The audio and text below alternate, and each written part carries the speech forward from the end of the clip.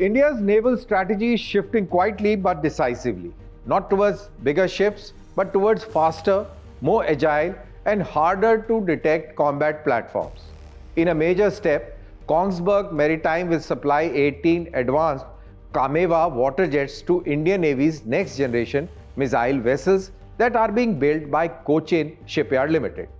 At first glance, it may seem like just another contract, but in reality, it signals a fundamental shift in how India plans to fight at sea.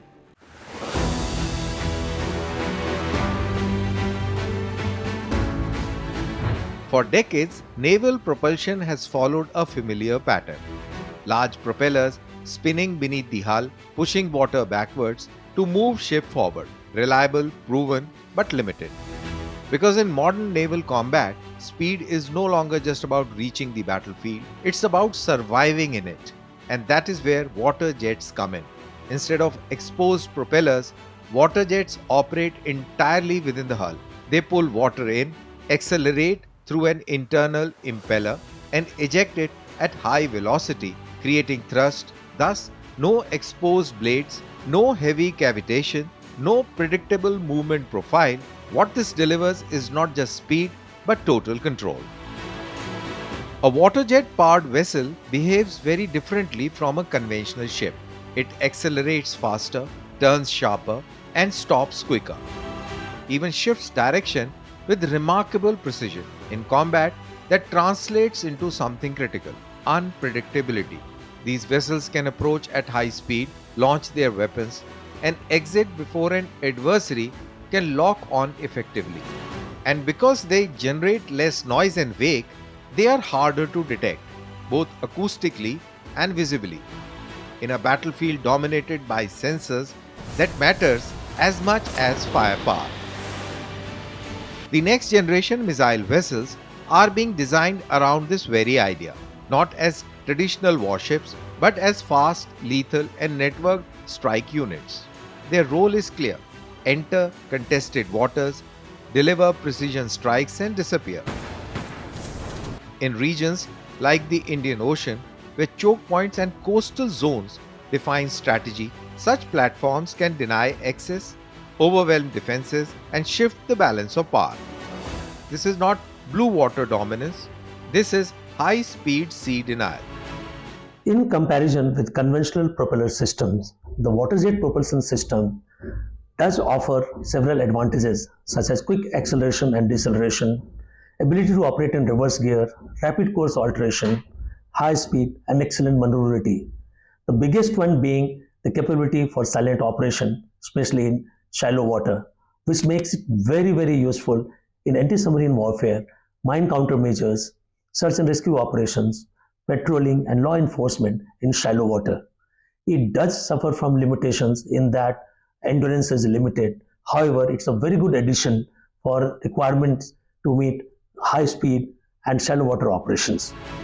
For India, the advantage is deeply geographical. From shallow coastal belts to island territories like the Andaman and Nicobar chain, operations demand speed, agility, and shallow water capability. Waterjets allow vessels to operate closer to shore with reduced risk of damage and far greater maneuverability in constrained environments. This makes them ideal for coastal defense, rapid interception, and high-speed response missions. Waterjet propulsion systems in missile vessels provide an excellent option for hit-and-run strikes. However, as happens in armed forces and in life in general, a new hardware, when coupled with the ability to reinvent and innovate, gives you the flexibility to utilize any equipment or platform in a completely different manner. This allows you to surprise your enemy entirely and achieve extraordinary results, as was demonstrated in 1971 war amply. The high-speed capability and the stealth characteristics of these missiles vessels can be utilized to plan an attack from a totally unexpected and different direction. The ships may also be deployed in a dispersed formation and can be ordered to arrive at a particular point, carry out a coordinated attack on the enemy, and move away swiftly and safely from the area. At the same time, India is not just importing capability, it is building it. Larsen and Toubro is working on developing an advanced maritime system, including propulsion technologies for high-speed vessels. Through shipbuilding, design and engineering integration, India is steadily moving towards indigenous capability in this critical domain. The journey is still underway, but the direction is clear: reduce dependency, build at home, and scale for the future. It's true that in initial stages, waterjet propulsion systems were imported from abroad, but in the last decade or so, there has been significant improvements in the development of waterjet propulsion technology in our own country. The Larsen Toubro has successfully demonstrated the design and development of 651 kilowatt waterjet propulsion technology, which is good enough for installation on a small ship, which needs to be taken up for higher ranges. In addition, we need to develop the gearbox required for a complex technology, cavitation resistance, impeller metallurgy, and last but not the least, a large pool of qualified manpower to handle the waterjet propulsion technology and associated systems in our own country, which I am certain that we are capable of doing and achieving in a very short time.